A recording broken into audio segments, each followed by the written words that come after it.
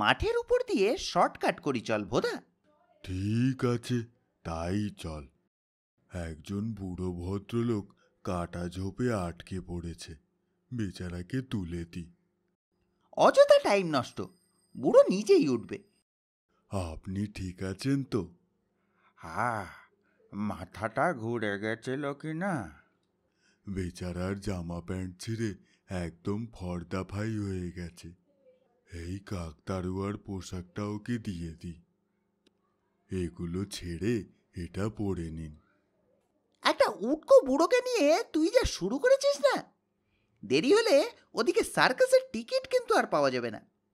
বুঝলি হাদা, বেচারা বৃদ্ধের বোধহয় খিদে পেয়েছে। তুই তো বড্ড জ্বালালি রে ভোদা, খিদে পেলে তুই কি করবি? কয়েকটা শশা ছিঁড়লে কেউ কিছু মনে করবে না। ওরে মনে করছে রে ভোদা, শিগগিরই পালা। তোর পাল্লায় পড়ে এক্ষুনি লাঠি পেটে খেতে যাচ্ছিলাম। পরোপকার করার ঝঞ্ঝাট দেখছি অনেক। বাহ, বেশ মিষ্টি শশা তো। বুড়োর ভালো করতে গিয়ে তুই গুঁড়ো হবি ভোদা। দুধের ডিপোর সামনে। দুস্থ বেচারাকে একটু দুধ খাইয়ে নি, গায়ে বল পাবে। ঠিক আছে, দেখি তোর পরোপকারের দৌড় কতখানি। এক মগ দুধ নিয়ে যাই। কে যেন আসছে রে ভোদা।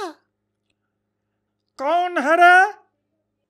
अरे बदमाश भाग, नहीं तो हम डंडा लगावे। এখানেও লাঠি রে ভোদা।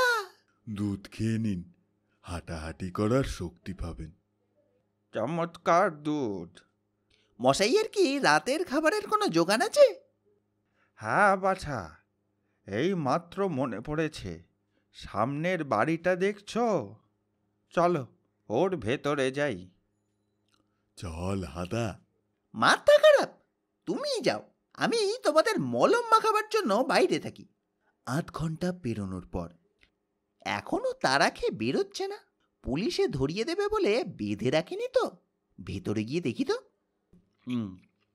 ও হাদা, এবার দেখছি সত্যি সত্যি কি বিপদে পড়েছি বলতো। প্লেট শেষ হলেই আবার নতুন প্লেট আসছে। ও হ্যাঁ, তোর সঙ্গে নতুন করে পরিচয় করিয়ে দিই। ইনি হচ্ছেন বিশিষ্ট শিল্পপতি বটুকেশ্বর বটবাল। আজ ঘোড়ায় চড়ে বেড়াবার সময় ঘোড়ার পিঠ থেকে কাটা ঝোপে পড়ে গিয়ে ওর সাময়িক বুদ্ধিভ্রংশ হয়েছিল। ও